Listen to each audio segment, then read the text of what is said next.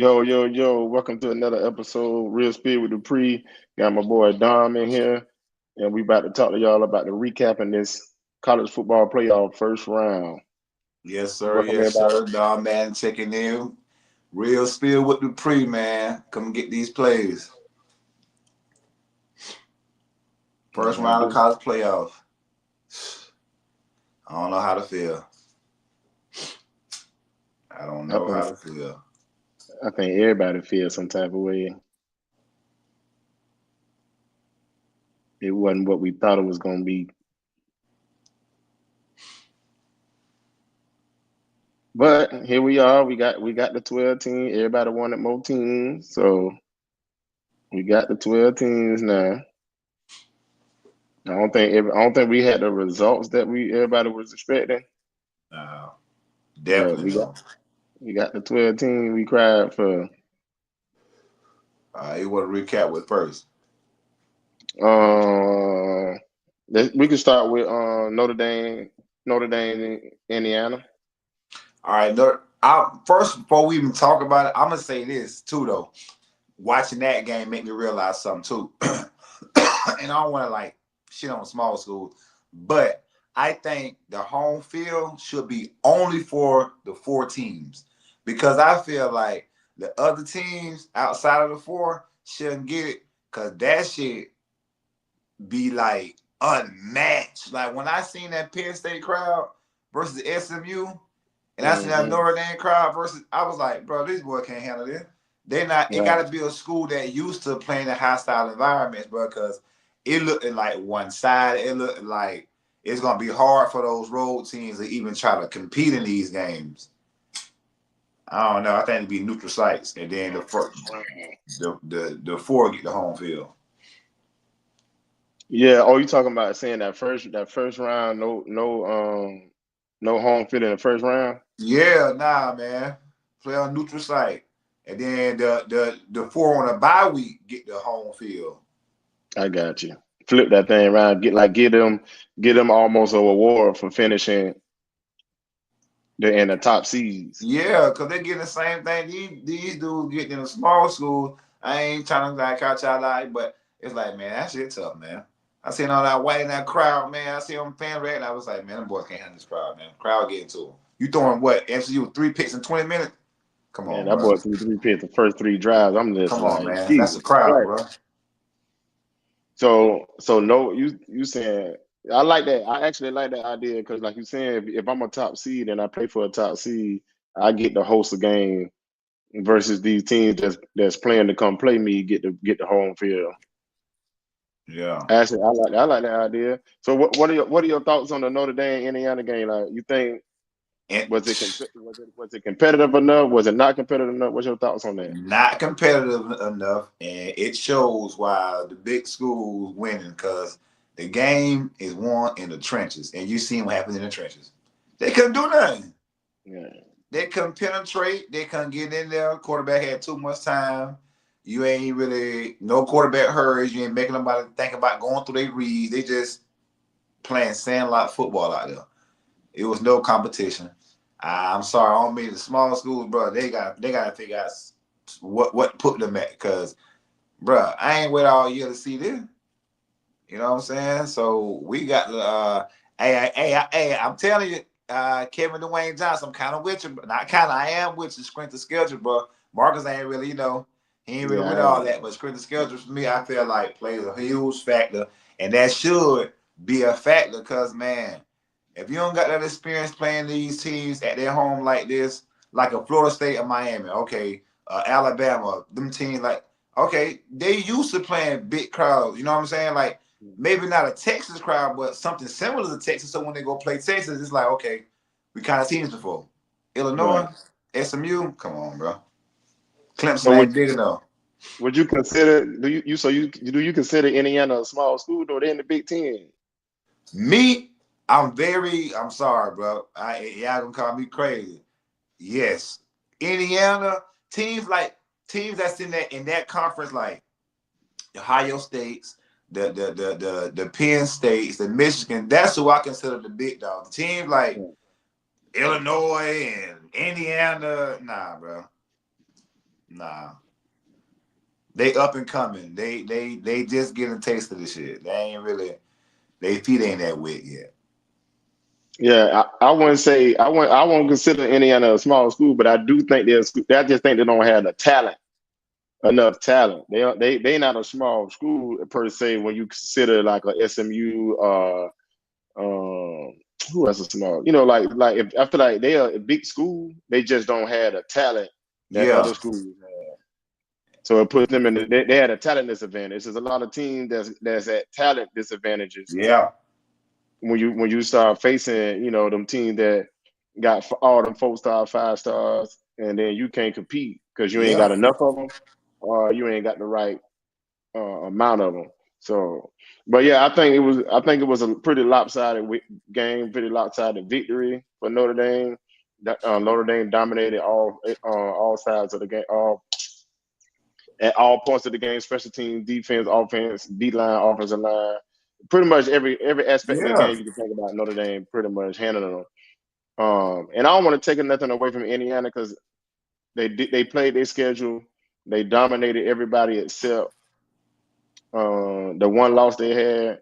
So I give them credit for what they did, what they're supposed to do against the competition they face. I just don't think those kind of teams have enough talent to compete when you go against a team that got better players.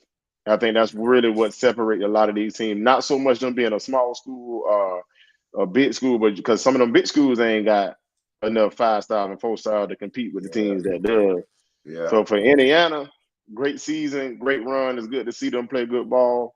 But yeah, they was not ready for Notre Dame. And like I say, I think this. I've seen a lot of people talking about the seeding. I think the seeding is off too. Yeah. Because I think if you flip some of these matchups around, Yeah. you might have had some better games in the first round. But the chips fell where they fell. Indiana showed that they wasn't ready for that caliber. Now let me ask you a question: what if Indiana matched up against Clemson, SMU, I would rather see uh, that. or maybe even a Penn State? I would rather see You think that. they could have held their own? Yes. I would rather see that. If we got to make the big dogs play the big dogs in the first round, like Tennessee got exposed by Ohio State, guess what? It is what it is. Like if it's gonna be playoffs, let us just see the good matchups. Like this the last we gonna get to next year, and this what we got to see. Unmatched, man. They got that. Some got to be different next year. Some got to change. That automatic. If you compete for your championship, you automatically get in. That got to go. I feel like that have to go now because all these teams going to show you the contenders, the runner-ups. They're going to show you why they should never been there. Right. I'd be more satisfied with Alabama or Miami getting stumped than the playoffs versus a team that I know and feel like can't compete. You know what I'm saying? Like if you show me you can't compete, you're supposed to be a big dog, then damn, like that's, you know what I'm saying? Like you got the talent, you got the coaching staff, that's on you. But the team that we keep giving these, I love underdogs. But man, This is not basketball. This is not March Madness. It's different. Yeah, I agree. I think, like I said, I think the matchups wasn't good. I think it was just bad matchups for some of these people. You know what I'm saying? Penn State, Indiana probably would have been a better game. SMU and Indiana probably would have been a better game. Yeah. We seen Clemson and SMU, which ended up being, which probably was, you know, the first half was lopsided. Like Clemson showed that looked like, you know, showed SMU that they ain't deserve to be on the same field with them, but SMU kind of got back in the game and made it a game once they kind of got settled down. That game versus Clemson, the game looked like it was moving too fast for them. They weren't used to that environment. The line of scrimmage was really a big difference because SMU didn't show that they can handle the D line or the O line of Clemson, but they had made some adjustments, got back in the game. So I definitely think that it was some bad matchups in that first round, bad way to set it up and put guys in a bad position. I thought SMU was going to be that sleeper and kind of show me because I thought SMU was going to be that sleeper and kind of show me like, hey man, we could compete too. But when they played what they played, I said, damn, I can't even argue for y'all no more now. Right. Right, and like I say, I ain't gonna lie. I was like, because SMU offense, they explosive. Like they play fast, but for some reason they could never, get that thing going. Indiana too. Indiana play fast. Indiana usually they've been playing fast all year. I think Notre Dame, because a team that play fast, you stop them from getting first downs, and you put them in third and long, and it kind of slow down your opportunity to go fast. Like you can't go fast if you ain't Yeah. getting first down. Yep. You know what I'm saying? If you ain't getting positive yards on first down, you ain't getting Yep. positive yards on second down. Now you got to slow down. So I think They slow you down, it's a wrap. so It's I just think like that hurt making them. it's just like making a fast break team in basketball play half court ball. You done. Right. The other side of that, I think Indiana. I just don't think they got enough.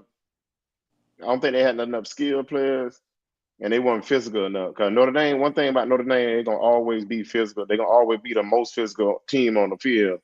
They usually be lacking the skill player, but if they can out physical you, you're gonna be in trouble.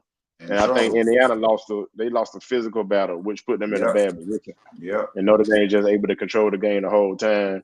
And then, like I say, once you're a team like that and you give up big plays and then you get down, you're gonna be in trouble. Yeah, you're gonna be in trouble. So now that sets up the second round matchup of Notre Dame, Georgia. Obviously, week one we talked about who we was gonna pick in that game anyway. We both picked Georgia. Now, did Notre Dame do anything in the game Saturday that make you feel like they could beat Georgia, or is it still Georgia gonna beat them no matter what? No, I said Georgia's gonna, even with a backup quarterback, Georgia's gonna beat them because I just think that Georgia defense gonna do them like how they just did Indiana. I mean, how they just did Illinois. Indiana, you right, Indiana. I'm talking about Illinois. But yeah, I think they finna get a test their own best. They're not gonna be able to do Georgia like that. And people saying, "Oh, they got a backup quarterback. Oh, they ain't gonna win." But guess what? They starter wasn't even playing that good, anyways. Right. You know what I'm saying? So it ain't like he was doing his thing. Carson, he was not doing his thing, bro. So that young boy for to come in and just manage the game like he gonna do. And that defense gonna dominate and win the game for him. And put Penn State in bad field positions, dominate the O-line, D-line, and Penn State, they're going to have an answer for them. I mean, damn. Notre Dame, they're going to have an answer for them. Yeah, I think Georgia has the same style of play as Notre Dame, except Georgia got more individual players that can take over a game. I don't think Notre Dame got enough individual players that can make them game changing play. Now, they running back is real good, but I don't think you're gonna be able to just line up and run the ball on Georgia. So yeah, I'm sticking. They didn't show me anything different that made me feel like they can beat them. Now, ETN gonna have a big game. I will say this: if Notre Dame can some kind of way bottle up the run game, and I don't mean like completely shut it down, but like keep it under wraps. You know what I'm saying? Make sure that they ain't giving up no big plays, and then make Gunner stop them, beat them in the pass on third and long. If they can do that all game, they'll win. I like their chances. They'll win. They would if they can make them and like you say, I ain't gonna say one dimensional because I ain't gonna say they're gonna shut the run down like that. But if they let's just say out of 50 plays on average, they get Notre Dame. I mean, they get Georgia to pass the ball. Let's say 32, 34 times. Oh, they're gonna win. And third and long. Exactly. In third, they definitely gonna win. Because you got to think about Georgia got a young quarterback, ain't played no real ball, and now you got him in the playoff. So with young quarterbacks, usually you got to crank up your exotic blitzes and your exotic coverages as a defensive coordinator. You say, okay, they got a young guy, he ain't never seen this, he ain't never seen that, and we seen it in the Texas game. Texas was doing a little when they blitzed at Garner. He threw that when he should have been a game-winning pick six. But the Texas DB for some reason went out of bounds. But that on that particular play, they sent the blitz. You know what I'm saying? And he made a bad decision. So that's what you want. That's why you got to get them in third and long. You got to get them in third and 7, third and 5. Do that, yeah. And then on the flip side of that, you got to be able to run the ball. I don't think Riley Leonard is. I don't want to take nothing from it. I think he's a good passing quarterback. I think he's more than capable of passing the ball. but I don't think he's an elite enough passer to beat Georgia with his arm. Right? They're gonna have to run the ball effectively. Put him now on the flip side of that. We just talked about Notre Dame got to get Georgia in third and long. Now on the flip side, Notre Dame got to make sure that they are not in third and long. They got to make sure that they get positive yards on first down, positive yards on second down, themselves in third and short, because we already know what Kirby Smart and Glenn Schumann like to do on the Georgia defense coordinator. They like to get very aggressive on third and long. So they're gonna bring the phone. So Notre Dame got to make sure they stay in 3rd and 5 and under. Yeah. You know what I'm saying? They got to keep Georgia in 3rd and 5 or above. Above 3rd and 5. Yeah. For them to be able to stop Georgia and put Georgia in a passing situation. Because if Georgia's 3rd and 4, 3rd and 3, I like them to get that running. I like them to get them running yard with ETN and back there. But the same thing, like I like love for Notre Dame. That boy can tote the tater. So if Notre Dame can put themselves in 3rd and 3, 3rd and 4, you know what I'm saying, 3rd and 2, and Riley Leonard also can run, and running quarterbacks has gave Georgia fits all year. So you just got to put yourself in a position to make sure that you got 3rd and short and you getting positive yards. I don't think Riley Leonard can beat Georgia with his arm. And now he can give Georgia a problem with his legs. And then also Notre Dame got good tight ends. So I still don't think Notre Dame showed me enough to flip my pick from Georgia. Yeah. But I'm not gonna say Notre Dame can't win the game at all, because they like I say, they are physical up front. They got to match Georgia physicality. They got to tackle, and they can't give up big plays in the run game, and they got to make Gunner stop them, beat them on 3rd and long. And that's my prediction for that. We're gonna move on to Penn State, SMU. Oh, I didn't even say the score to Notre Dame. My bad. So Notre Dame ended up beating Indiana 27-17. That was the final. 10-point game, but like I said, if you watch the game, it wasn't really that close. You can tell Notre Dame was a superior team. Right. But the score ended up being a 10-point win. Moving on to SMU Penn State. Penn State beats SMU 38-10. Another one of those games where you clearly seen who the better team was. SMU did not look like they were ready for that environment, ready for that cold weather, ready for that physicality that Penn State brings. And if your quarterback throw 3 interceptions in the first 3-4 drives, 2 of them being pick sixes, you're gonna have a hard time winning on the road. Right. That was an ugly game, and I couldn't even watch it. Too much domination. Now, what's your thoughts on the game in general? I know we kind of touched on you kind of touched on it a little while, but do you think SMU now looking at the game? Do you think, although SMU fulfilled the requirements of the college football playoff system, do you think that they deserve to be in based off of those things, or just because they wasn't prepared and got blew out, you saying they should have been in the first place? I mean, like I said, I had a little love for SMU because I thought it was one of those old Boise State teams. I thought they were gonna come shock the world type shit. You know what I'm saying? And they had the record to prove it, but I'm still stick what I said. I don't think a contender should have made it. No contender for no conference. If you ain't win the conference, it should be like the old rules. You just don't go. They should put somebody else in there. And that just made my argument more valid by the show SMU put on. Because, like I said, you just can't compete once the offensive line, defense line just dominate and got your quarterback just like don't even know what to do with the rock. Like he don't know how to play football no more. Throwing to opposing team in record-setting times, that's clearly you're outmatched, you're outnumbered, you're out-coached, every damn thing. You know what I'm saying? I ain't see no adjustments. Because you couldn't make no adjustments. That's when you know it's bad. When you as a coach on the sideline, when you can't make the adjustments, because you just know you just getting out physical out there. It's my athlete cannot compete with their athlete, no matter what I tell them, no matter what speech I give them.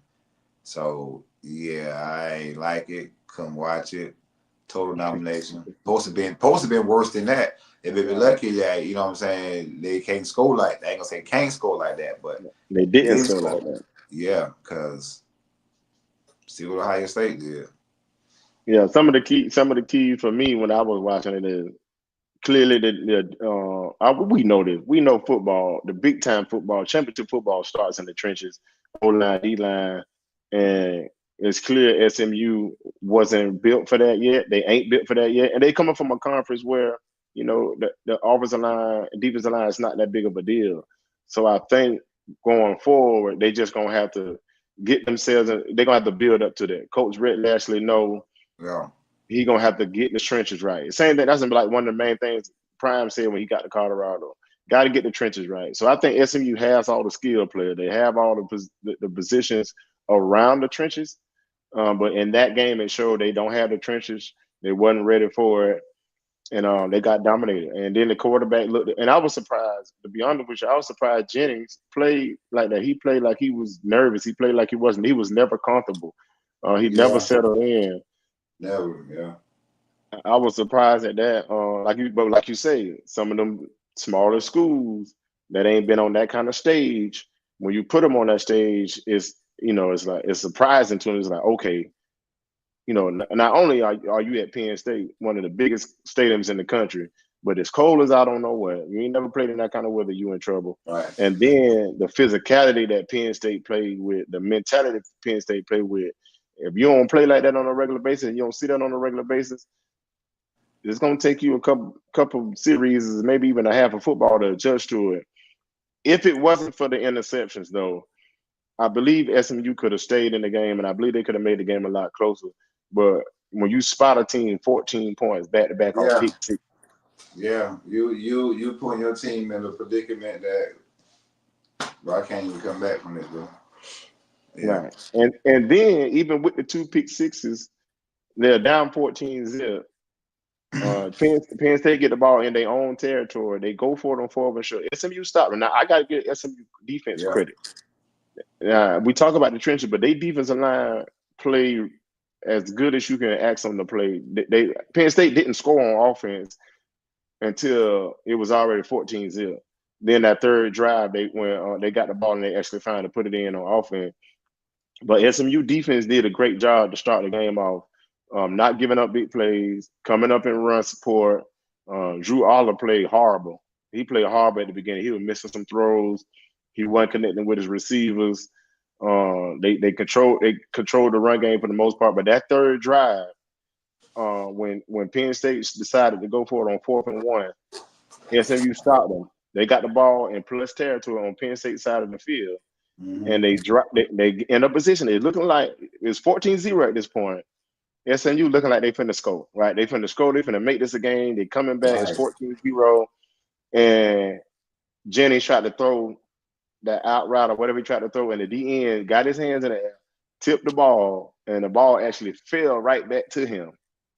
And that was Jennings' 3rd pick in a row.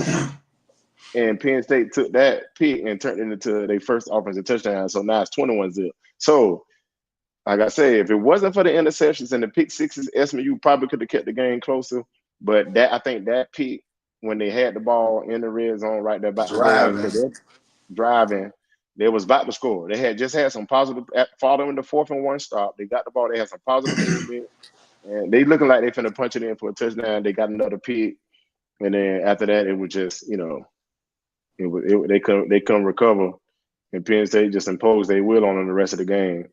And to only end up with 10 points, that's tough. I still think, based off of the current system, that they still was rightfully in, because of how it's set up. They set it up by ranking. They set it up by conference rankings and all that kind of stuff. If they change that, then you could swap around. But you can't.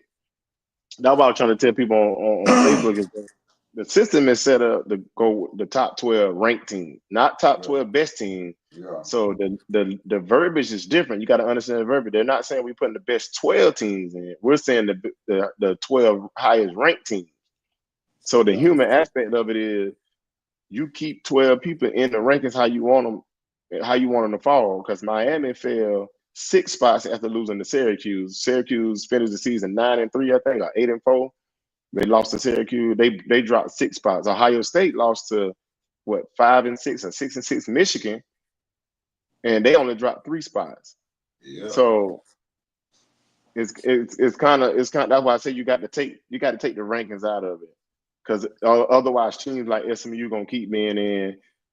Nothing against Indiana, right? Nothing against Indiana. I'm not saying they shouldn't be in, but long as you're going by rankings, you're gonna have those teams in. Those teams are gonna get in because those teams and those conferences are gonna have, 2 losses at the most or 1 loss at the most, depending on how they schedule fall. Right. So I think only way you can change that, only way you can keep a SMU from being in again is we discussed on the last show. You got to go. Only the Power 4 champions get in: the ACC champ, Big 12 champ, Big 10 champ, and SEC champ. That's it. They're the only 4 you giving bids to. The other 8, the committee can come together and put teams. Then you can go with teams' resumes and put their resumes up and pull up head to head. And then you go. As long as they're in the top 25, they can make the 12-team playoff. Yeah, and we'll get some. That's the only way to do it. And we'll get some good first-round football. Because even Colorado at 20, I think they had Colorado at 23. So I had mapped it out and said who would play who if you like currently, if we were to use the current system, right? The current standings with my system, not to get off top of it, but if you use the current standings in my system, you would have had Clemson automatically in. You would have had Georgia automatically in, Arizona State automatically in, and Oregon automatically in. Right? That's 4. Okay. Now, your other 8, you say, okay, who in the top 25 based off of who we think the best teams are, not who ranked higher, not who got the less losses, but the best 8. So your 15, you go Miami, 16, Colorado, 7 would be Tennessee, 8, Ohio State, 9, Texas. Who I'm missing? I'm missing somebody. Hold on, let me go back to my notes. Because I say I got to map this thing out just to see how that thing will play out. Texas, Texas, Tennessee, Miami, Alabama, Ole Miss, South Carolina. So I had ACC champ Clemson already in, Arizona State Big 12 champ already in, the Big 10 champ Oregon already in, Georgia SEC champ already in. Then you still got 21 teams to choose your next 8 from. Yeah. Now I'm gonna call out all the remaining 21 teams. Oh, that's maybe too much. So you got Colorado 9-3, Miami 10-2, Ohio State 10-2, Notre Dame 11-1, Texas 11-2, Tennessee 10-2, Penn State 11-2. You got a 9-3 Ole Miss, 9-3 South Carolina, 9-3 Bama, 11-2 SMU, 11-1 Indiana, 9-3 Syracuse, 9-3 Arizona State, 12-1 Boise State, 10-2 Memphis, 10-3 UNLV, 11-1 Army, 9-3 Illinois and Missouri, also 9-3, and then a 10-2 BYU. Right. So you got all of them that choose your next 8 from. What I had was 7 automatically. So Colorado, Miami, Ohio State, Notre Dame, Texas, Tennessee, Penn State. You got them. Now you got to fit. So I was like, now you got to figure out who the 8th team gonna be, because you got 3 teams that we know are 3 of the best 12, which is Ole Miss, South Carolina, Bama, who all got the same record. So now you got to look at them 3, because I would feel like them 3 is better than 11-2 SMU, 11-1 Indiana, Syracuse, all these other teams, BYU, Missouri. So we know we go ahead and say Ole Miss, South Carolina, Bama is better than all those teams if we're not looking at record, right? So now how you figure out who got that last spot, you pull Ole Miss, South Carolina, Bama resume up, and you look at them side by side. Who got the head-to-head, right? Who played each other, and then you can look at who played like opponents, right? And then you can look at their conference record. That's the only way to do it. That way you take out putting in them teams that don't got no business being in there. Right. So then for that last spot, now you can bring in strength of schedule. Now you can bring in the head-to-head. Okay, South Carolina got blew out by Ole Miss at home. So that you gotta take that into consideration. Alabama they only losses was to Vanderbilt. I mean, they lost to Vanderbilt at Vanderbilt, 5-5 Oklahoma, and Tennessee. So how do you pick that third team? That's when the committee can get together and pull up their resumes and then pick the last team. I don't know who you could put in there, because I think Ole Miss got losses to Kentucky and Florida, so all of them got bad losses. But then you got to give South Carolina credit because they beat Clemson, who was the ACC champ. So it's like now the committee can dig into that thing, and now all that other stuff they talk about, you can do it. But just for that first 13, that's a good playoff. Yeah. Yeah, somebody gonna be mad at the end. I think I don't know who you go with out of them last three. If you picking between Ole Miss, South Carolina, Alabama with that formula, who you picking to get that 8th spot? I mean, the 8th spot. I'm picking Bama. Right. I'm picking Bama. I think Bama just. I think on paper they way out to be the better team out of those other two. Right. They got the better quarterback. I mean, Vandy showed what they can do. So out of all them bunches that they lost against, I feel like Vandy is the stronger loss out of all of them. Like, I mean, Florida is a good loss too because they did their thing too towards the end. Right. So that's another good one too.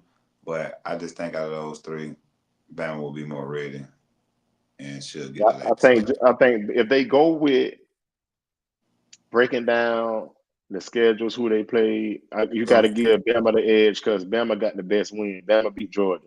Yeah, and that's another thing too. I just want to say that. Yeah, Bama beat Georgia. So that'll be your 12. Now you can't tell me that 12, that system, that way ain't a better. You're gonna get some good football. 12 than what we just looked at. You're gonna get some good football all day. Because you let them first 4 get a bye, and then your bottom 8, however you want to do it, you can decide who. Then you can decide who get the home game based. Now you can use the rankings to decide who get the home game. Where you at in the ranking. You know what I'm saying? Now you can use some of that stuff, but that bottom 8 would be some really good. Can you imagine a first round game of Miami versus Colorado? Man, come on, man. They got that. They'll have people all outside. I say you could. Nah, I ain't gonna. That first round, I kind of agree with you there. Yeah, for real, the SEC playoff would have been better than that. For real, I just want to see some good football, before we cash out to the next season, and that'll be a playoff right there. Them 10 you list off, that'll be a playoff. Yeah, you got. Let me go back to it real quick, because I if it's me, if I'm the committee, I'm definitely I'm trying to find a way to put Colorado and Miami against each other. You talking about ratings, you talking about money, you talking about headlines because you got Cam and Shedeur who homeboy, so you get to talk about how they best friend, they train together, got the same QB trainer, they face off against each other. You got Miami versus Colorado, you got Prime versus Cristobal, and so then let's say you got that matchup. Then who else you got? You could have put. Now when you do that, you control the matchup. So okay, you go Colorado, Miami. That's a great first round matchup. Yeah. And then out of Ohio State, Notre Dame, Texas, Tennessee, Penn State, now you try to create something that you never really see. So out of the last 6, who you think would be a good matchup to match up with? Out of Ohio State, Notre Dame, Texas, Tennessee, Penn State. I say Texas and probably Ohio State. Yeah, I was thinking in my head too. Texas and Ohio State. See, that's what I'm saying, though. If I can see that's the first round matchup. Right. That's not even on semifinal. That's what I'm saying. Like, man, Texas, Ohio State, and who we got there? Bama, Penn State, Tennessee. We got Colorado versus Miami. Yeah. And then you got Texas versus Ohio State. So now you got Notre Dame, Tennessee, Penn State, and Bama there. I do Notre Dame, Tennessee, And then Bama, who else? Bama, Penn. That'll leave Bama and Penn State. Bama, Penn State. Bama, Penn State. Yeah. So them just on paper. Oh no, we left Notre Dame out. Who we got Notre Dame playing? Said Did we Notre say Notre Dame. Dame? No, I don't think said Notre Dame. We got Colorado, Miami, Ohio State, Texas. Who you got Tennessee playing? Tennessee was Oh, so it'll be Tennessee and Notre Tennessee, Dame. Notre Dame. Tennessee, Notre Dame. So Tennessee, Notre Dame, Colorado, Miami, Ohio State, Texas, and Bama, Penn State. Man, that'd be some good different matchups, man. My formula works, bro. My formula, they need to call me. That'd be And let some me good make the different matchups, bro. I mean, you still may you still may get a blowout because right. you may, but I will be satisfied with that blowout. Like if Bama blowout Penn State, you know what I'm saying, or Tennessee blowout Notre Dame, I'll be satisfied with that. You know what I'm saying? But seeing what we seeing, And I was talking to my homeboy Blake. He was saying he wanted to take the human element out of it. So he had a different formula than mine. But I'm like, the human element gonna be in it no matter what. They already messing it up. So I think that's the best way. You get them first, them top four, top four to buy, and then then the committee do what me and you just did. You go through the remaining top 25 teams, yes, and you pick the best 8. Just the Yeah. best 8. Who cares about record? Who cares about where they ranked at in the conference? Who ranked it? No, the best 8. And then when you put them together, you give us the best matchups possible.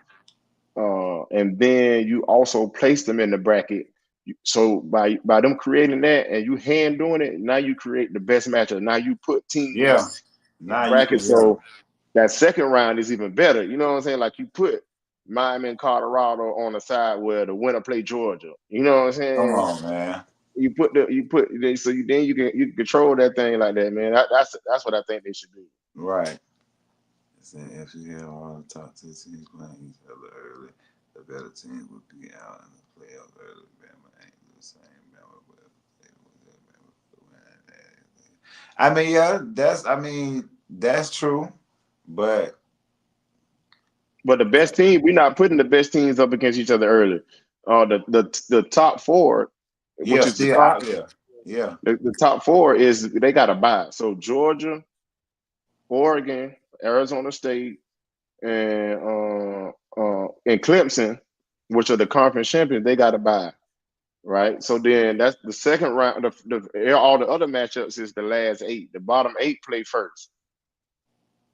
Now, the only problem with that, I do gotta say, Arizona and Clemson probably not really the best matchups in the second round because whoever they play is probably gonna be it's probably gonna be better than that. But that's why I say you can also control it. You can say let's put somebody in a position to where you pretty much could create the matchups. You can say, okay, we don't want Clemson to get blown out in the second round. Okay, well, let's put them against somebody where we got some good game. Where it's still gonna be a good elite team that can advance. I ain't saying because you gotta think about it. In that 8, one of them, you got some elite teams. So if one of them elite teams beat Clemson, you got elite team going to the next round anyway. You get what I'm saying? So it's not like Clemson and SMU, and then you ain't. No, we saying if you put Texas, Ohio State on the side with Clemson, at the winner play Clemson, then one of them teams is gonna go to the next round. So you still create, and the same thing with Arizona State. You put, maybe you put Colorado, Miami in right there, so the winner of that game play Arizona State. Yeah. I see what you're saying. Yeah. That way you get a team that can. I ain't gonna say knock them off, but you get a team in that position where not to say it like that. But those top 4 teams, Arizona State and Clemson, you got to give them that route. The winner out of Miami, Colorado. You know what I'm saying? The winner out of still gonna be Texas, tough. Ohio State. That's still gonna be tough for Arizona. That's what I'm saying. You don't care about that. If you want, so you want the appealing teams. Yeah, if you're in the committee, you want somebody.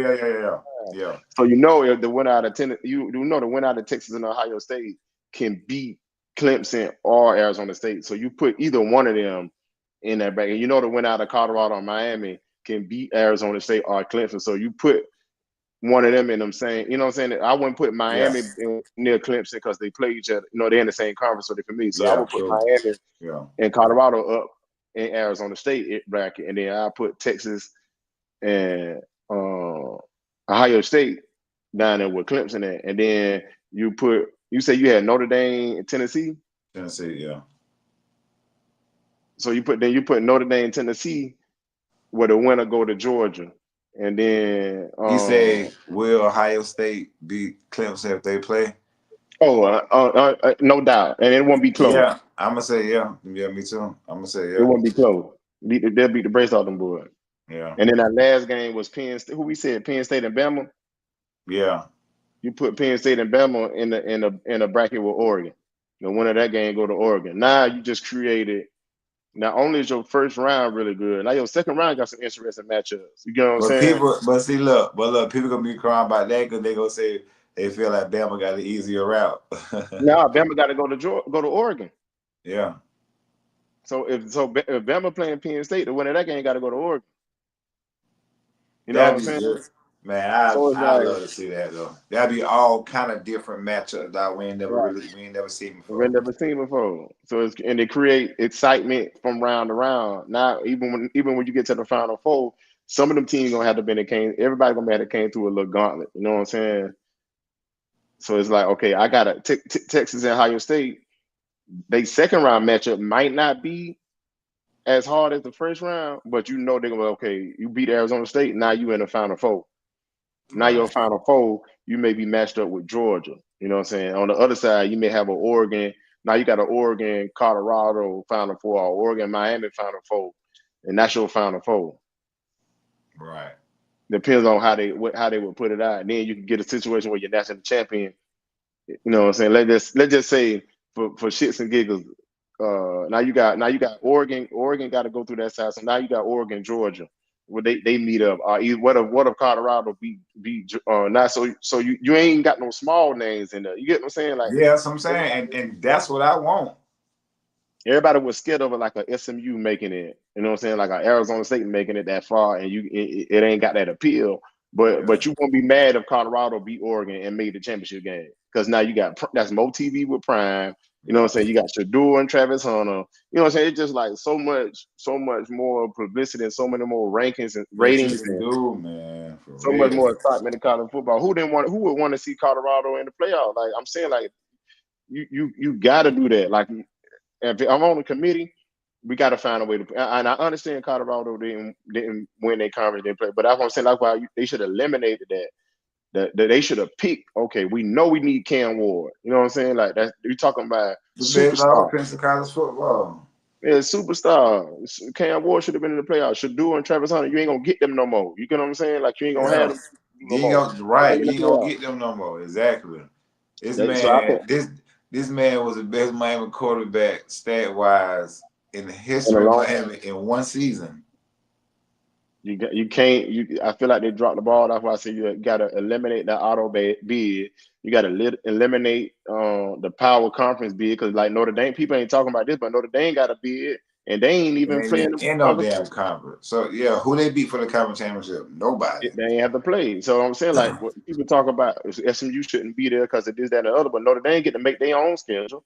And they don't got to play in the conference championship game because who's to say that Notre Dame if Notre Dame had to play a Clemson, even like I said in a situation of Miami would have took care of business, how you know Notre Dame would have took a loss.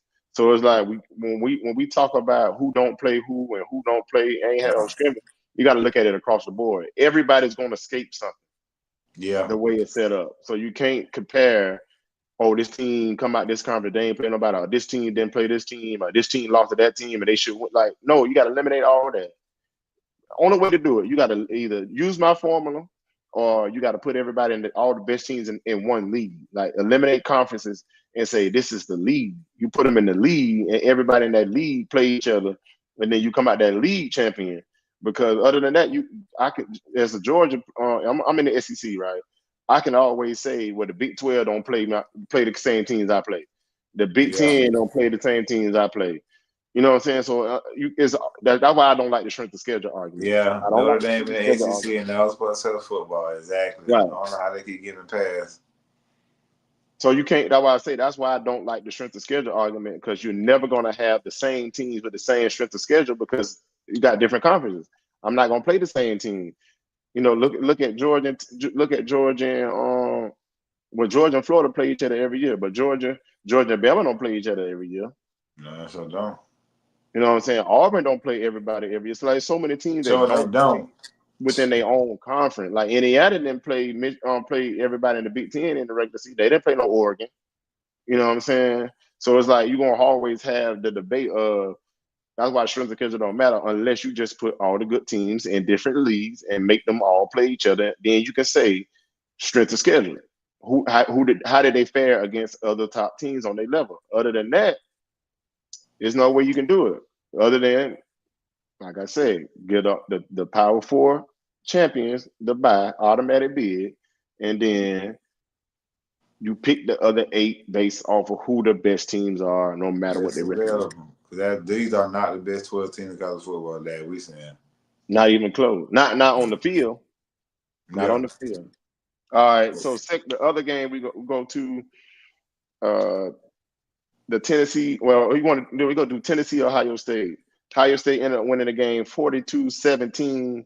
And they pretty much dominated Tennessee from the start of the kickoff. It never was close. It never looked like Tennessee should even been in the playoffs as well. And they from the almighty SEC, they was 10-2.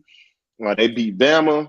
And then, like, everybody wanted to criticize SMU and Arizona State and Boise State. Indiana say they don't belong. But you got a 10-2 SEC team, the almighty SEC that everybody swear the only good conference in football, got manhandled in the playoffs by Ohio State. What's your thoughts on that? Total embarrassment, man. It made the whole conference look bad. I gotta say, you know me, I picked Tennessee to go far, real far, because I thought it was gonna be they time to really. Right. They preseason Tennessee was ranked high, and everybody was sold on them. You know what I'm saying? Because they thought this was gonna be their year. Then they fell off. Kind of came back a little strong towards the end of the season. And once they got in the playoff, I was like, oh, yeah.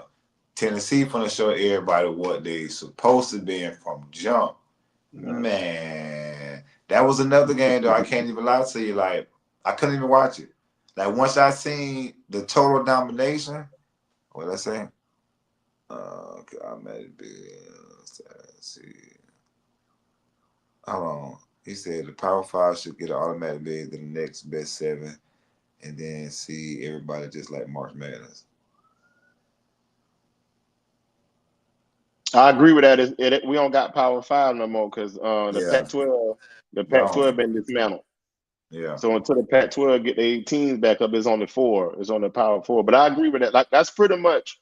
That's pretty much the same thing I'm saying. Give the top 4 the seed, and then you analyze the rest of we basically saying the same thing, Red. I mean, you saying the same thing. Yeah. But yeah, it was total domination. Lopsided, one-sided. Seemed like Tennessee couldn't make no adjustment. They seemed like a small school that just got out physical and just couldn't play. And we talked about it too, though, when I was like kind of being high on Tennessee, like, what Nico you gonna get? Well, guess what? He showed us what Nico we got. Yeah, when you play like that, that's what you're gonna. It's gonna be a trickle down effect. It's like the defense, everything go downhill. When Nico play like that, the whole team just play the same. It was total domination. Ohio State just looked like the better team. Won convincingly. Dominated every matchup. Couldn't nobody hold nobody. Couldn't nobody block nobody. Total embarrassment. It was bad. And that boy Jeremiah Smith, they shouldn't even make Jeremiah Smith stay in college till he a junior, because that boy NFL ready right now. It's crazy that he is a true freshman. The boy was in high school like 8 months ago. Yeah. That boy freshman. Yeah, I agree. Ohio State just completely dominated the game from the start of the kickoff. It wasn't never close. It didn't look like Tennessee. They didn't like Tennessee even practice. Don't look like they did anything other than sit around and be happy that they was in the playoffs, because they didn't look prepared. The scheme was horrible. Nico looked like he was never played football before. Now I got to give a little bit of slight well, I ain't gonna say an excuse, but I'm gonna give a little bit of slight pity to Nico because his offensive line did not block at all night. The man was pretty much running for his life the whole night. Yeah, at all. And their receivers never got open. The receivers could never get separation. Even when Nico had a little bit of time, his receivers were blanketed. So, in his defense, his O-line let him down, and his receivers were locked down. So, and then Ohio State has a good defensive line, so the boy would get after it. Nico best production all game was him running. Yeah, man, he had to run for his life all night. But yeah, I don't know. I didn't expect, like me and you talked last week. We didn't expect Tennessee to get. I ain't expect Tennessee to get beat down like that, whether they play good or not. But we talked about Nico had to be look like Joe Burrow for them to win, and he looked like Carson Palmer when he was in the NFL. Right. Horrible. They looked like Nico, bro. And then I seen a stat talking about Nico. He had his best games and he was throwing all these touchdowns and stuff, but it was all against the weaker competition on their schedule. When he got into conference play and better conference teams, I think they said he totaled 4 touchdowns against Bama, Florida. I think it was like whatever the better teams. I can't remember the exact team name, but I know Bama was on there, Florida was on there. I think he only had 1 touchdown against Oklahoma. The better meat of their schedule, he had 4 total touchdown passes. So he actually played worse the better the competition got. Yeah, throughout the season. And he showed in the playoffs. He may be a fraud. He got to be a fraud because it's happening too much. UF beat LSU, Tennessee beat Bama, LSU beat Ole Miss beat Tennessee. Did LSU beat Ole Miss? LSU. I don't think I know. I'm about to look that up because I'm not that positive. Let me look it up because I like to fact check while we on here. I can't remember. That's back too far. Right. I got too much playoffs hunt in my brain. All these blowouts. I appreciate the comment though. Everybody active today, but we got a lot of people active today. I guess Sundays might be the day. Sunday for IC. I don't know. Well, we did it on Wednesday. We don't get this much. That on Wednesday. Yeah, Sunday kind of So Ole Miss lost to Kentucky. They lost to LSU. Yeah. And they lost to Florida. So yeah. LSU. You got 29-26. Okay, so yeah.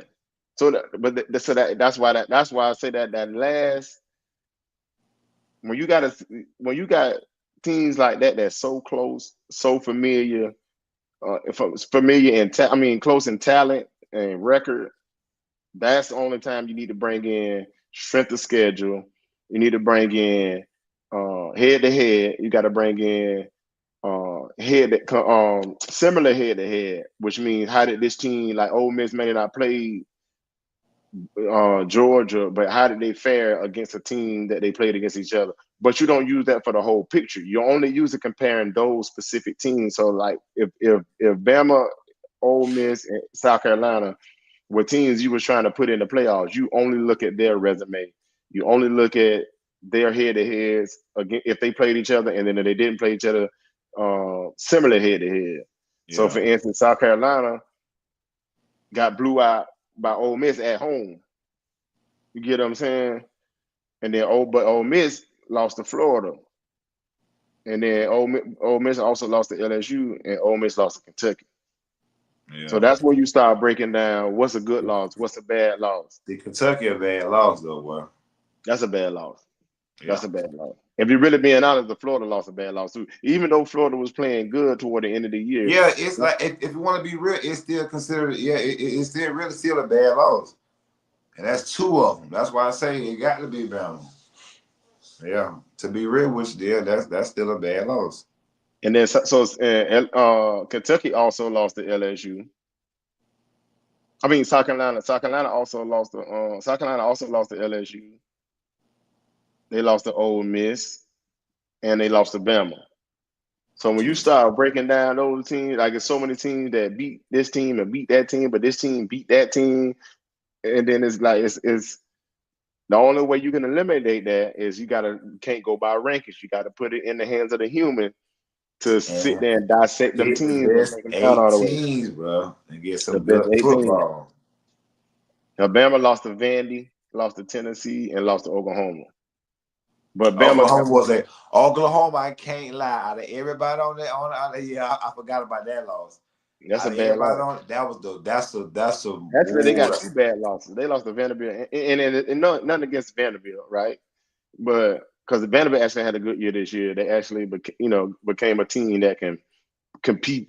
I ain't gonna say they always been competing, but they became a team this year that can get over just competing and actually win games against the better opponents. So I'm gonna give them credit there. But I think if you're looking at the broad scheme of things, Bama got two bad losses, but Bama got the best win. Yeah, when they beat Georgia. Yeah. But when you bring in that strength of schedule, Bama ain't got the best strength of schedule because they had Western Kentucky, South Florida, Yeah, they all got sorry. Georgia, Vanderbilt, South Carolina, Tennessee, Missouri, LSU, Mercer, Oklahoma, and Auburn. So when you that's why I don't like the strength of schedule. Wow. Because you can't say SMU ain't playing nobody. You can't say Indiana ain't playing nobody, and then you go say a team like Bama with 3 losses should get in because they're in the SEC. Because that's not really the strongest schedule. You giving Bama credit for playing in the SEC, and that's it. Yeah, really, because this schedule always suck. But on paper, when you talk about the best team, when you watch them play, that's why I be trying to when I argue with people on Facebook. I'm like, did you watch them play? Because yes, they lost 3 games, but how did they lose? Did they look like they shouldn't belong? Now Bama didn't look good at all against OU. They only had 3 points. They didn't look good against Vanderbilt. Vanderbilt did what they wanted to do on them. The Tennessee game was a little bit better competitive wise on Bama side of it. But when you start breaking down games like that, it's like, yeah, you talking about Bama, but did you watch them play? You talk about South Carolina. South Carolina started the season all bad, and they finished strong. Yeah. But they looked really bad against Ole Miss. So how did you look in the games against the better team? Did you look like you didn't belong, or were you competing? So it's like some of these teams that people saying shouldn't have been in the playoffs got blew out in the playoff. Well, we got some of these teams y'all saying should have been in that got blew out in the regular season. You know what I'm saying? So it's like, yeah. We could do this all day. Sure, yeah. That's why the best formula is just to go to pick the best 8 available, dog. 8 available. Period. Eliminate. Nothing else matter. Best 8. Give me that. Yeah. And we'll get some good football. Like I say, if we do get blowouts, it may be like 1 or 2, maybe. It ain't gonna be everybody in the first round. You know what I'm saying? It ain't gonna be the first round probably would be the best. The first with that method that we just talked about, the first round gonna be the best round. The best round. And then the second round depends on who get Arizona State and who get Clemson. Them games might not be all that great, but that Final Four gonna be yeah. Like no matchup's gonna be some matchup where people gonna call out of work to be home to watch. Come on, man. Why I said if they don't see nothing else, they're gonna see the first round. Lane Kiffin can't win. He says Woods team to win. I totally agree. I don't like Lane Kiffin. Lane Kiffin can't never win a big game. Never. I ain't never seen Lane Kiffin win a big game. Yeah, I don't understand what it is because like Lane Kiffin, he ain't giving me much to fight for. I'm gonna be honest. I was an advocate for him to replace Billy Napier. I know, yeah. I not me. I was an advocate for him to take over before we got damn money. That year we was looking at before we had damn money. I was like, him, my Lane Kiffin. I remember that too. Yeah. Let me say this: even with Lane Kiffin falling short in big games over and over again, I would still take him at Florida. Nah. I'm gonna tell you why. Because he would get so much talent that he would never. So this, and I always talk to people about this. If you look at the teams that the coaches, the most successful coaches, they also have the coach, out coach. You know, when you go up against another coach who can coach, like when Nick Saban go up against Kirby, you know, when Nick Saban used to go up against Urban Meyer, you really got to actually dial in and coach. But if you got a whole team full of the best players, your You coaching good. you ain't gonna have to coach as much, is what I'm You saying. It good. ain't gonna come down to your decision making as much because your players are Yeah. gonna be winning some of them matchups. Your players are gonna be turning some of those big plays, those small plays into bigger plays. They're gonna make the stop.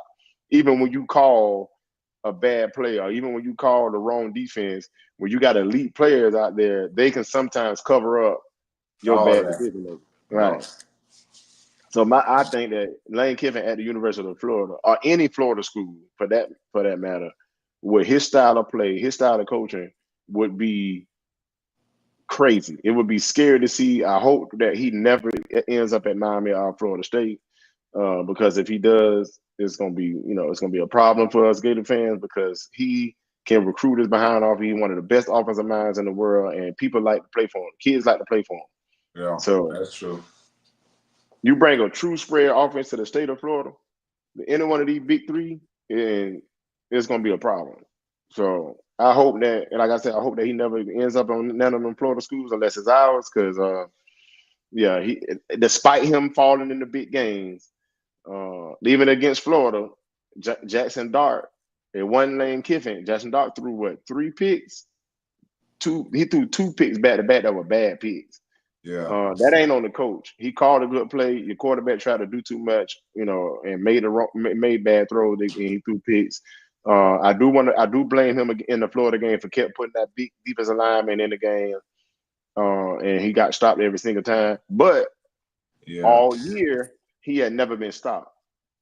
That play has worked every time he done it all year. It wasn't until the Florida game that it got stopped. So like it's easy to say, oh, Lane should have did that, Lane should have made that call, but it's been working all year. It just so happened that it didn't work in My Florida. thing is, he just kept doing it after the first Now he two kept times. doing Well, it. that Right, should have been right. it.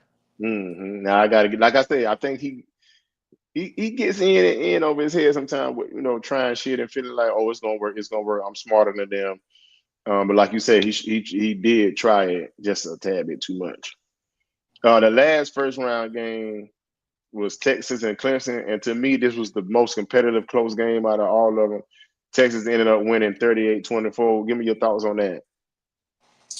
Yeah, that was a pretty much the best game that we've seen, but I just think it was gonna come down to quarterback play, and I don't think Clemson quarterback. I don't even think Quinn Ewers. I don't think he had a huge game. He didn't have a Right. huge game, but I just think he played quarterback better, and I just think that was going to be boiled down to because I don't think they got physically outmatched, out schemed, out coached. I don't think all that happened. It was a pretty close game, but I just think Clemson needed more quarterback play, which I knew they weren't going to get. And then so and watching the game, I had just posted about Cade Klubnik didn't play good at all in the beginning of the game, but late in the game he He, flipped the switch, yeah, and that boy started throwing that ball like he was mad, like he was like he was trying to get drafted after the game was over. yeah, but Yeah, he started making sometimes some it's too throws. late. Yeah, and I think Clemson defense let him down Definitely, because yeah. once Cade started getting rolling, that boy was throwing. They was killing. They was really the first drive with all them crossing routes and the quick throws. I thought was the perfect game plan for Dabo, and he got away from it. And then, like I said, it didn't help that they starting running back got hurt. He didn't play as much, so they had to go to all the backup running back. But that first drive, Clemson came out, quick throws, crossing routes, slants. They was killing Texas because Texas was playing man. For some reason, Dabo Swinney got away from that, and that's when Texas was able to get control of the game. And Clemson defense could never stop them. They could never stop them. I mean, both running backs, I think, went over 100 yards. Yeah. It was just the big plays they gave up. And then Now once they that even is got now that is true. Now I don't know. I ain't thinking about that too. That is true. Yeah, I don't know why Dabo and a lot of them do that too. I don't know why Dabo went away from what was working. That was That's crazy. I don't know what they be thinking about. I mean, you got to take what they give you. Yeah. Clemson was lucky it was that close up, but Dabo used his skill and sprint to keep it straight. Yeah, they lucky it should have been a blowout. I think part of that is Texas they got a little too complacent toward the end of the game. Yeah. Once they felt like they was because it should have been a super blowout. Yeah, they ain't put their foot on the gas. Yeah, they was comfortable for where they was at with the league, and they ain't put their foot on the gas. And that shit gonna come back to haunt them too. Like you got to compete at the highest level, no matter what. They ain't put their foot on the gas. They were just coasting to the end of the game. And you then try that on another team, you're gonna lose. Dabo better get in the portal. Dabo tell Texas switch up the defense. Yeah, he got one portal commit so far. I was proud of that one, Swing. He got him a portal commit already. Yeah, I think they said first ever portal commit. Yeah, it's time for Dabo to start. Yeah, definitely getting that portal too. I mean, utilize what's around you. I don't know what you're trying to prove. Yeah, and when you speak on the quarterback situation, I thought Quinn Ewers was gonna have the better game. Like I agree with you. I thought Quinn Ewers was the better quarterback.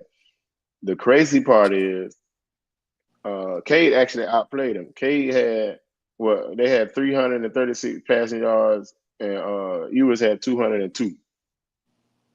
So he actually outplayed.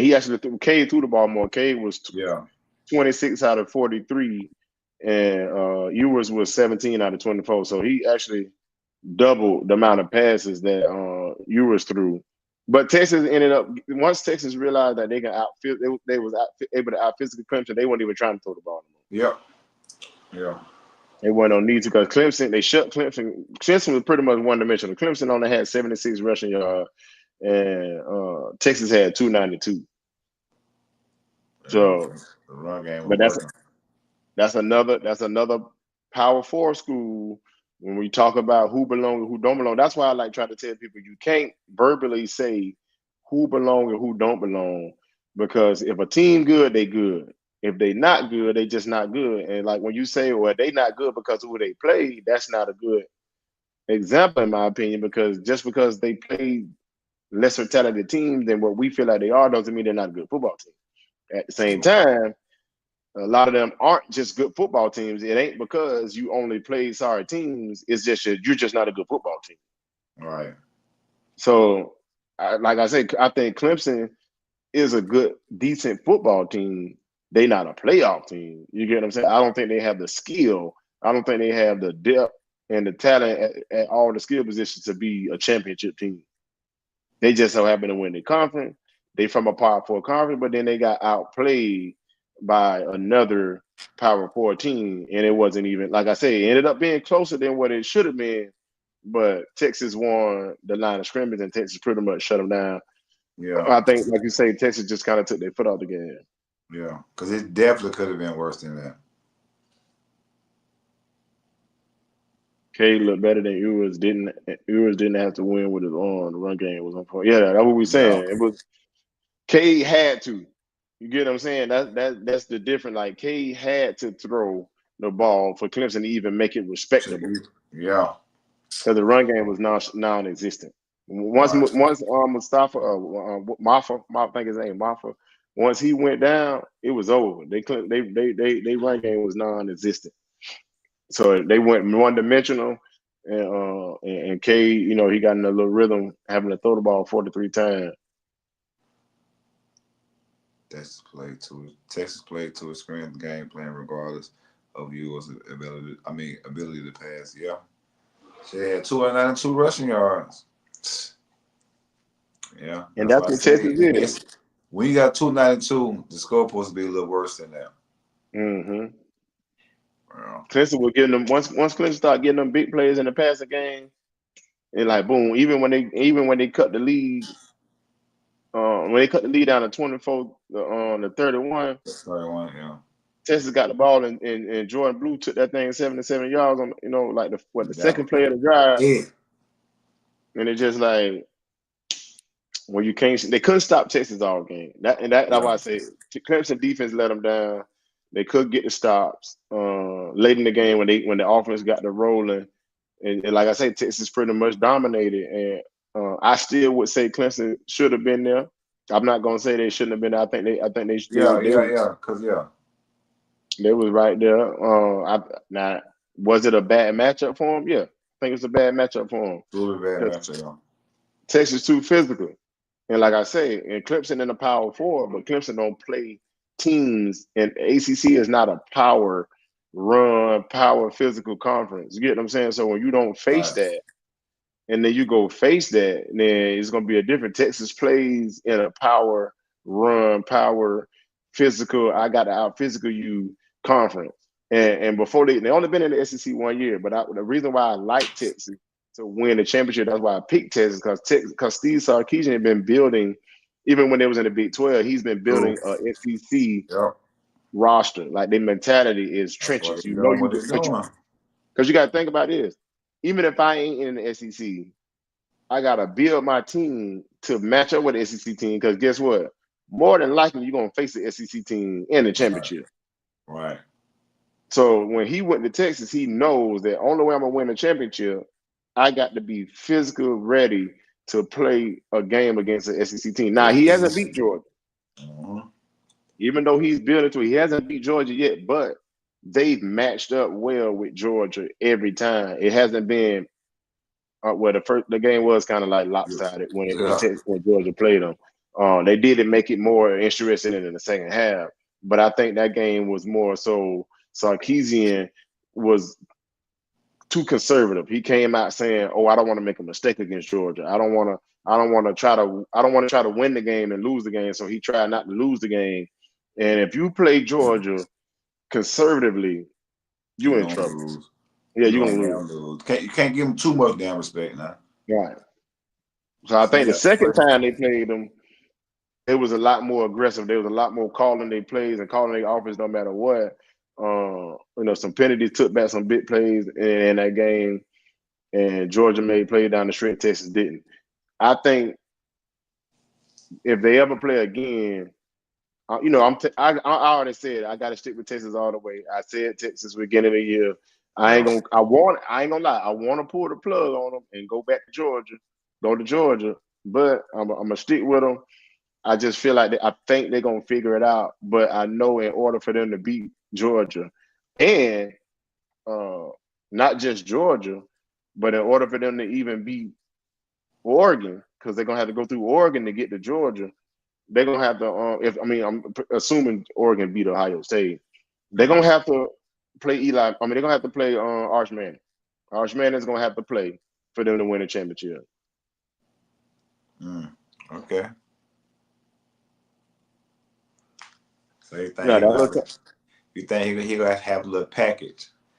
He got to. Yeah, I mean, yeah, that'll be ideal. That'll get a whole different look, and that boy got some legs on him. Man, and he can throw the ball too. So. Do he? If you Texas, you got to play Arch more, and you got to let him throw the ball too. See, I wouldn't do it before then. Like I seen they put him in last game. I wouldn't show my passing packages for him until I either get to Oregon or Georgia, because I feel they should be able to beat Arizona State without doing too much. But they better figure out that damn secondary, because Arizona State can score and their offense is electric. So and then you got Scatterboo back there running at Taylor. So they're gonna have to they're gonna have to bring they hard hat against Arizona State. But to win the championship, they're gonna have to play Arch. Yeah, I think. Cause Quinn Ewing ain't gonna. He better get done by himself anyways, though, because he's not as good as advertised. Yeah, you know what's so sad is like, why do you keep laying down in the big games? He got that Nico in him for me some reason. It's like, as long as you playing against like a team that your team just better than, you look like Dan Marino, Tom Brady. You know what I'm saying? And then when you play against a team that's even, you look like Ryan Leaf. Right. All Sam Bradford. Right. The NFL version of Sam Bradford, not the college version. Yeah, not the college. Yeah. And not the college version of Ryan Leaf either. You starting to look like the NFL Ryan Leaf and the NFL Sam Bradford. I just don't understand how you that talented, and then the game when it's time to, be the man, he's making me lose faith in him. Every time. Like I gotta say, his team saves him every time though. I gotta say Will Howard, he surprised me, and I don't know if it's mostly because Tennessee just wasn't good. Because I don't believe in Will Howard. He give me Quinn Ewers vibes too, laying out in the big game. But he looked that boy looked like Joe Burrow last night. Oh, easy Tennessee money. secondary butt cheese. I'm just like, boy, y'all, they couldn't stand in front of Ohio State receiver to say they like. Right. Total domination. Ain't make no sense, man. So now the second round games, you got Texas, Arizona State at the top of the bracket. Texas, Arizona State. Oh yeah. Texas, Arizona State in the Sugar Bowl. The Chick-fil-A Peach Bowl. Who you got winning it? I know we talked about it on the last show. I ain't write it down. Total domination, Texas. Right, I agree. Total domination, Texas. Then in the Rose Bowl on that same side is Ohio State and Oregon. Ohio State and Oregon. I'm gonna go with Ohio State. Huh? I said that's the rematch. And they played in the regular season and they won a close game. Will Howard nutted up the last drive. Where Ohio State was driving late, and I think it was like 6 to 8 seconds left when they had no timeout, and he took off and ran, and instead of trying to spike the ball, so he took off and ran. Yeah. I remember that and ran the clock out. Yep, I remember that play. Yeah, that was dumb. Yeah, I remember that play. But I think it's gonna be a good game. Ohio State on fire. Move Ohio State. I think originally I picked Oregon. I'm gonna still pick Oregon, even though Ohio State did really they looked really good last night. I'm gonna give more of that to the fact that Tennessee just was bad, and that's not to take anything from Ohio State because I think they're capable of winning the national championship. I think they're capable of making it, but I think Will Howard still is who Will Howard is, and I don't believe in him. You get what I'm saying? I don't believe in him. So I'm going Oregon. Oregon. Then in the Verbo Fiesta Bowl, you got Penn State, Boise State. I'm going Penn State. They're gonna knock out Boise. I'm going Penn State too. Penn State gonna dominate. I just don't think. I don't know. If I had to pick one upset, I would probably say it would be maybe Boise State can beat Penn State because, like I say, if SMU could have scored some points, they could have beat Penn State. Because Penn State they were struggling. They was rested. They didn't look good. They were struggling early, and SMU just couldn't score. I just never seen Boise State. I don't know if Boise State can throw the ball if Genty is I ain't gonna say stop, but controlled. If Penn State, they can contain Genty. Can Boise State quarterback can Boise State quarterback beat Penn State? That's the question I don't have the answer to. Obviously, we're gonna find out when they play, but I think Penn State physical up front. I think they'll be able to stop the run, and I just don't know if Boise State quarterback can make the if it's a situation where you got to throw, you got to score, and it ain't a running situation. I don't know if Boise State quarterback can do it, so I'm with you on that. I'm gonna go Penn State. In the All-State Sugar Bowl, Georgia, Notre Dame. I'm going Georgia. I don't think Notre Dame gonna be ready. Even with Georgia with the backup quarterback, I think that defense gonna put Notre Dame in bad positions. They're gonna put their team in good positions. Time of possession, I think Georgia gonna dominate that too. Offensive line, they're gonna dominate. And now, like I said, Georgia got a mobile quarterback. I think he's gonna be running a little more too. So ain't nobody really never seen him play like that. So it's gonna be a different element. You gotta prepare for something that you don't even know what you're preparing for. So Georgia.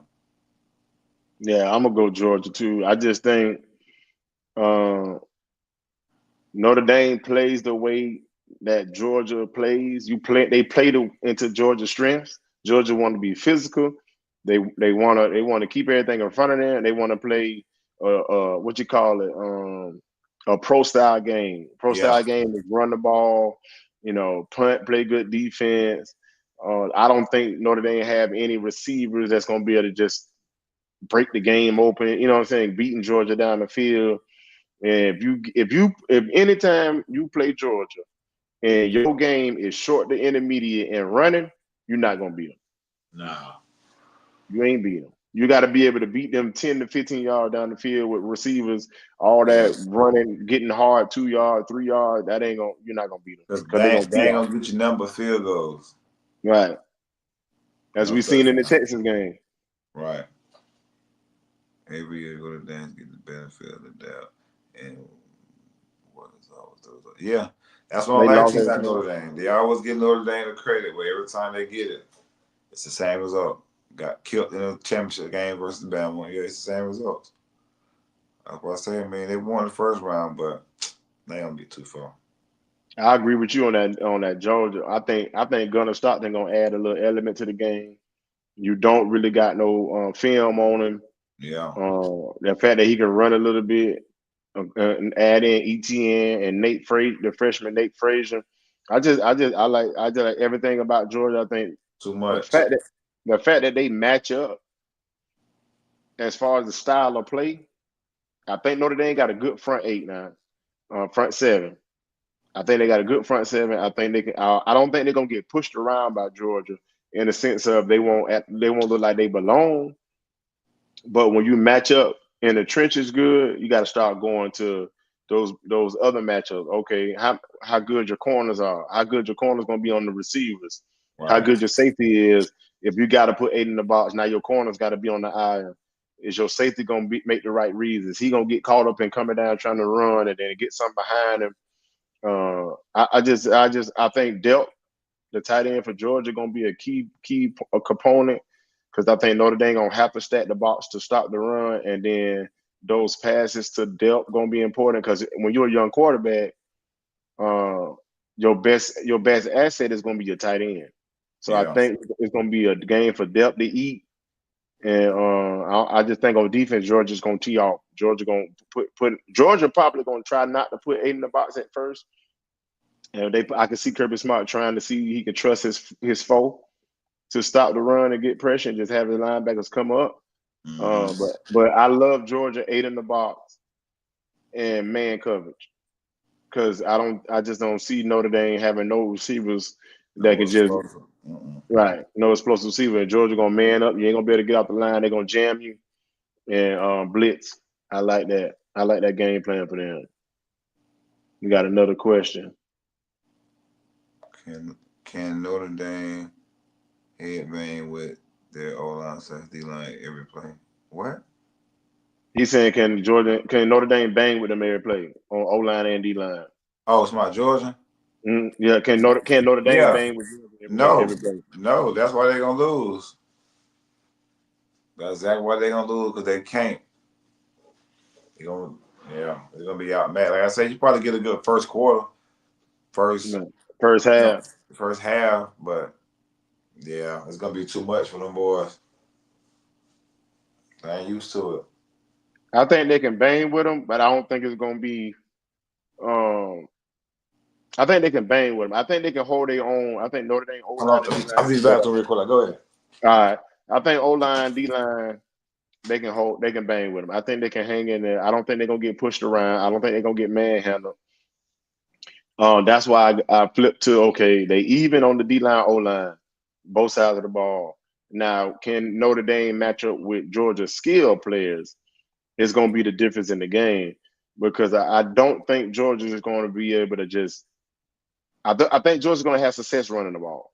I think they're going to be able to run the ball, but I don't think it's going to be so dominant to where Notre Dame is going to be outmatched in the trenches. I don't think Notre Dame can cover Georgia skill players, right? The tight end Dell. Who you got? You got ETN. ETN can catch the ball out of the backfield. Frazier can catch the ball out of the backfield. And then that receiver can do Notre Dame got somebody that can stay with Aaron Smith, Dominique Lovett, Dylan Bell. Can you do you got somebody that can stay with them? You got Kobe Young. So they got some players. They got London Humphreys. So Georgia got some skilled players that I think gonna be the difference. I don't know if Notre Dame has enough uh, talent to match up with the skilled players to go along with matching up in the trenches. Because you're gonna have to do one or two things. If you put 8 in the box to stop the run, which I think they're gonna have to do, now you put in your secondary in a position to play one-on-one. And I think Georgia's gonna win those matchups. Versus on the other side of it, Georgia can put 8 in the box, and I like them to be able to play coverage and man in the secondary. So I think that's going to be the difference. Georgia's skill players, I think, is going to be better than Notre Dame players. And when you go to them one-on-one matchups, you got to win those matchups, and I think Georgia going to be able to win it.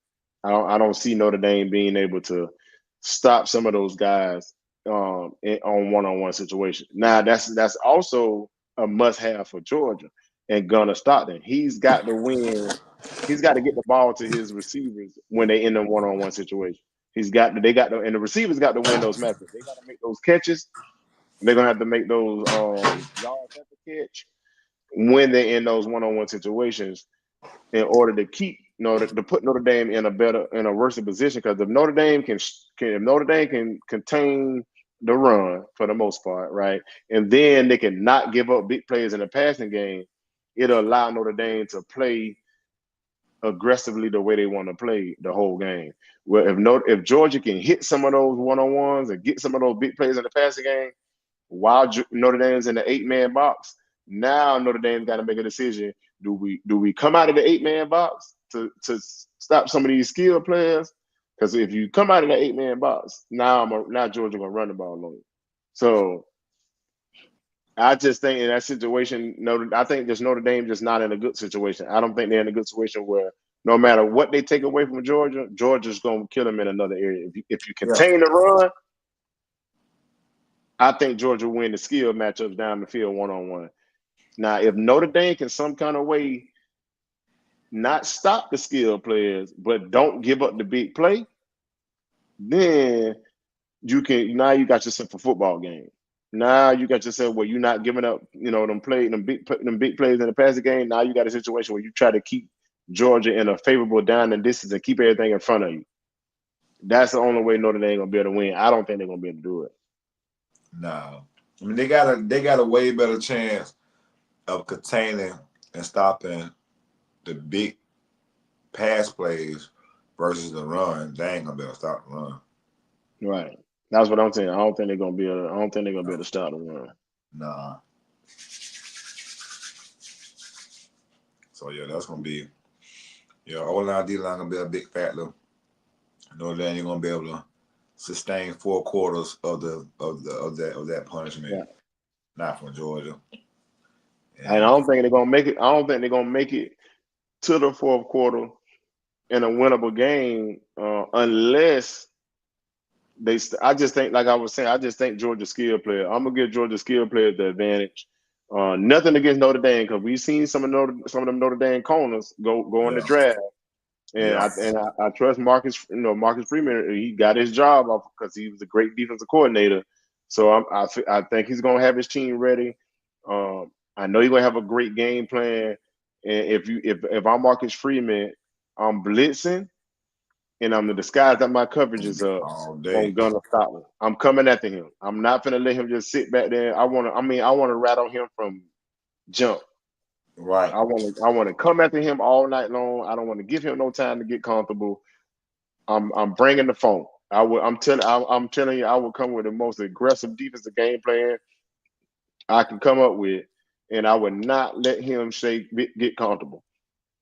Like I said, the flip side of that is, if you're that aggressive on defense, if you're going to blitz, if you're going to stop the run, you got to be able to win those matchups if he is able to get the ball off. Because if George is able to pick up the blitz and it's one-on-one downfield, you better win those matchups. Yeah, because you're going to be in trouble. Yeah, you're done. So that pretty much where we at with it. So that if based off of our predictions, because we both obviously picked Georgia, we both so we setting up the way from our prediction, we setting up a Final Four of Georgia, Penn State, and well, we kind of got different ones on the top side. You got Ohio State, I got Oregon. We both picked Texas, so we got basically the Final Four of a Texas versus a possible Oregon or Ohio State, and then at the bottom you got a Georgia, Notre Dame. That's a pretty good Final Four. When no matter who make it within those teams, that's a good Final Four. I actually think this second round is a good. It got two good matchups and two not so good matchups. Now I'm gonna say one matchup, Penn State and Boise. I think looking on paper, probably the only game that I can see being lopsided. Yeah. But Penn State wasn't that great either. SMU just didn't execute and just was, you know what I'm saying, couldn't match up with them. So I think Boise State can create a situation with the way Genty run the football. If their quarterback can make some throws, I think they can they can make that at least make it a game and put an upset. But Texas and Arizona State, I like Texas to win. I don't think Arizona State gonna lay down. I don't think it's gonna be a blowout. I think it's gonna be a close, good, competitive game. Now Texas may pull away late based off the physicality, but the way Scatterbull run that ball, they physical too. Arizona State ain't no finesse team. They physical too. So I think that's gonna be a really interesting matchup. I don't see any blowouts this round. The only possible blowout I see is, like I said, if Boise State can't bring anything to the table, then Penn State can blow them out. But I think that Elite Eight right there is going to be some really good football. What you think? I think you call me crazy. I think Arizona State gonna get blew out. I think Texas gonna handle them. I think they're gonna shut that little running game down. I don't think Scatterbull gonna be able to do it this game. Penn State I ain't gonna say blowout, but they're gonna probably beat Boise at least by 12 to 14 points, like convincingly. I think. I mean, but I don't think it'll be like the first round though. I think the only game they can get out of hand, only if Texas play up there to their potential, because I feel like sometimes, like the last game, it should have been a little worse. But I don't think Arizona State stand a chance with Texas if they come and show what I thought they should be. But they've been playing so up and down. But I think it's going to be a blowout. I think the rest of the game's going to be competitive. Like I said, I think Penn State going to win convincingly, but it's still going to be like, oh, Boise might got a chance tight, but then they're going to go up like, 14 double-digit points, and then that's going to be over in the fourth quarter. Notre Dame and Georgia, we already talked about that, but I think that's going to be a blowout too. Now I'm going to give you the spreads. Texas is -14. Ohio State -2.5. Penn State -10.5. Ohio State -2.5. Did I say 2.5 or 10.5? 2.5. Okay. Penn State -10.5. And the Georgia spread is the smallest one. They got Georgia -1.5. They giving Notre Dame a really good shot for the upset there. Not a big spread there. Yeah. So, I guess they sold on Notre Dame then. I'm down sure. So I'm definitely gonna put my little parlay in. I'm definitely gonna probably take Notre Dame with the points. I don't think it's gonna be a blowout. Penn State, I might test the waters and take Boise with the points, depending on how many points they're giving Boise. What's the max? I'm definitely taking Oregon with the points, and I don't know. I might go all underdogs and take all the underdog point on the ticket, because I don't think Arizona State gonna get beat by 14. Well, let me say this. I don't know about that game though. Because they best receiver was out too. I don't know if I need to blow the parlay right there. I need to check and make sure he playing because I just like Arizona State. I seen him play. I like Dillingham. I think he's a hell of a coach. Obviously, when he was at Florida State, they had their best years when he was the OC. He know what he's doing. And then what scared me the most about that is Texas didn't do really well against the pass against Clemson, and Cade played bad in the first half. So I'm thinking Arizona State quarterback is actually pretty good. So I'm thinking if you didn't do it good against Clemson's passing game, now you going against a team that actually they're more of a passing team. I don't know how your secondary gonna hold up, especially when you got to get in that box and stop Scatterboo because you got to make a decision. Yeah, I You mean, get he in a just got to be low the box. you get in that box with Scatterboo and your secondary play like they did against Clemson, and now you might be in a little bit of a shootout. Like I said, if it comes down to 14-point win for Texas, it'll be the same situation as the Clemson game where, you know what I'm saying, you just kind of get over that hump at the end and make it 14. Yeah. That's why I'm kind of like, I may just say take Arizona with the points because I can see them scoring enough with that passing game to unless Texas just do the same thing they did to Clemson. You control the line of scrimmage. You control the time of possession. You keep Arizona State off the field. And I don't know. I think Texas just gives me a little concern, call for concern because they let Clemson pass the ball on them like they did. Yeah. Giving up a lot of passing yards down the field. They never could stop the crossing routes and the slants. You know, I think Kenny Dillingham is a good enough coach where he's going to watch that tape and he's going to say, okay, they couldn't cover the slant, they couldn't cover the drag, and they had a problem with the quick passing game. Anytime Cade got the ball out of his hand quick, Texas was not in a position to stop it. So that's why I think Arizona State with their passing game, if they start receiver playing, I know he had surgery during the year, so I don't know. I know he didn't play in the championship game, and he didn't play like in the last couple of games of the regular season. So that's important to see if he playing or not. But I think 14 is possible because Texas could get that late. But I don't know, man. I may take Arizona State with the points. Yeah, just to try something. But yeah, man, I think that's gonna wrap up.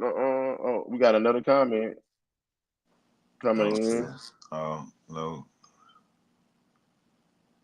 shootout with Arizona State. Shoot Cam. What? Arizona State will not hold up against Texas in that defense. I kind of feel the same. I think they're going. I think that's it. Yeah, I agree with y'all. I'm just got a cause for concern because how much I feel you passing though. Yeah. It shouldn't be. Hopefully they clean that up because you're right. Now I agree. Texas should blow them out. Texas should out physical them. Like we were just talking about earlier, is when you're not used to facing a physical team that's gonna hit you in the mouth all game. You know what I'm saying? How do you react when you face a team like that? Because Texas got a really good D line. So if they can get pressure with 4, you know what I'm saying, and drop everybody else in coverage and make them passing windows tighter, they could shut down or at least contain Arizona State passing game to where they ain't giving up no big plays. I'm just so scared because they gave up so many big plays in passing game. If they don't get that fixed, Arizona State can score with them. Because you see how quick Clemson was scoring. When Clemson started going, the boy was scoring pretty quick.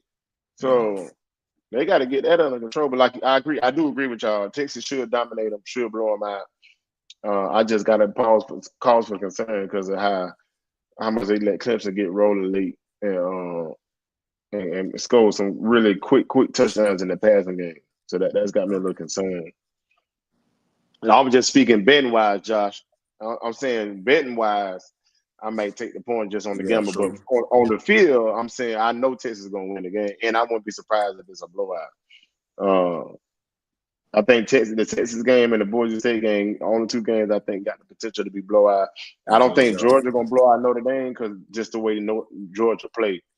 Georgia don't really play blowout style football, and with Carson Beck out, I don't think they're gonna try Notre Dame as much.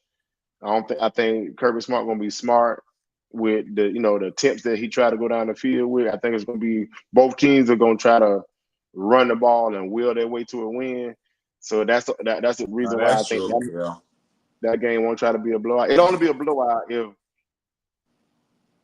the individual players just make plays. Like, what I'm saying, somebody take a slant or an out or a hitch and make somebody miss, or the running back break. You know what I'm If saying? Georgia's defense dominate, it'll definitely be a blowout. Right. Now that could be a blowout on that instance where they just completely shut down Notre Dame offense and Georgia scores. I just don't think neither coach will try to call an aggressive game. Yeah, true. Definitely Georgia because due to that situation. Yeah. Right, because Gunner back there. Now, on the flip side of that, Gunner has been in the program for a while, so maybe Kirby trusts him. I just don't see a coach. I just think Kirby Smart, one of them old school smart coaches like that, they ain't gonna do nothing that they don't normally do, especially when you got a backup quarterback. Right. Now, if Beck was in, I could see them. Yeah, we finna try to test Notre Dame secondary. But with Gunner, I think he's gonna lean on the run game. He knows his defense is gonna play lights out, and then what Gunner gonna kill him, where it could possibly be a blowout, is off of play action. If Notre Dame, if Georgia has success running, and then Gunner can throw off a play action. Yeah. It's going to be a long game. If Beck doesn't play, Georgia has a problem. I think Notre Dame can wear that defense down. No, I don't think so. We ain't wearing Georgia defense down. Not Notre Dame. Nah, I don't think they're gonna wear Georgia defense. I get where you're going with it. I just think that's the way Georgia want to play. You know what I'm saying? Georgia wants you to run. If you just running the ball all game against Georgia, that's what they want. They want you to run the ball because they got them. They can put in big defensive linemen in, and they want to do that. I don't think they're gonna wear Georgia down for the simple fact that Georgia got too much depth. They got too many 4-star, 5-star defensive linemen over there. Just gonna rotate them in. But I get where you're going with that. You saying that you think Notre Dame could in the trenches could physical with them all game. But I don't think they're gonna wear them down though. ETN won't win the game for Georgia. It would be the backup running back. You talking about Nate Frazier? Nate Frazier is a good running back too. I think with ETN, they're two different backs. I think ETN has the better cut and read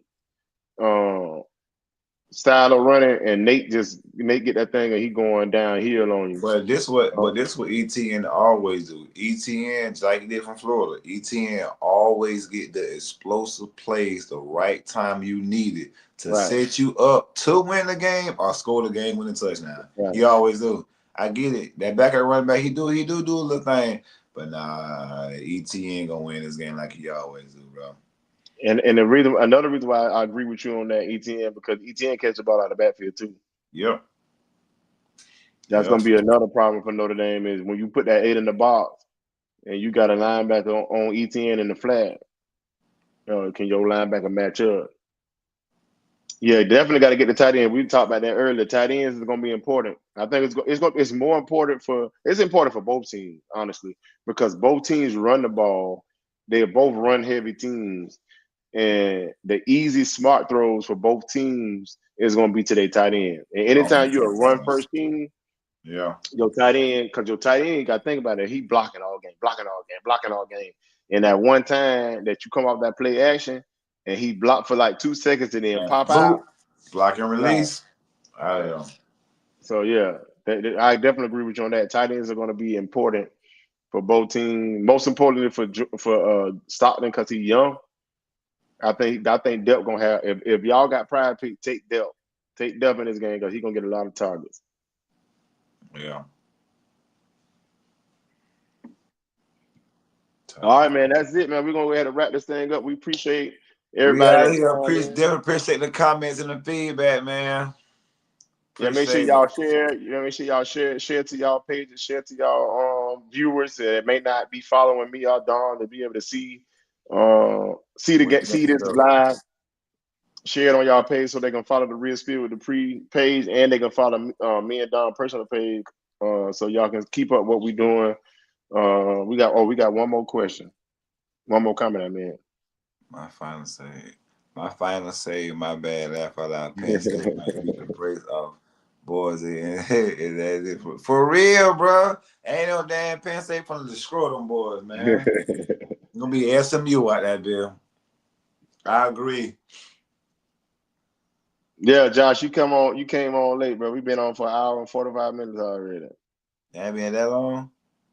Yeah, I got the ticker in the top left-hand corner, hour 45. Oh, yeah. Good stuff. Appreciate you, cuz. Appreciate it. But yeah, man, we're gonna sign out. Like I said, we appreciate the feedback. We appreciate the comment. Make sure y'all share the live, share the post. And if you're on Facebook and you ain't in my Red Shirt Reporters group, that's the Sports Talk group. Get in there and make sure y'all keep her. I'm always posting stuff in there. You got Dom in here. Make sure y'all follow Dom page as well. Dom, you got anything to say before we get out of here? Nah, man. Let's see y'all next show. We checking out, man. Real Spill with Dupree. Stay classy, Tallahassee. Yes, sir. We out.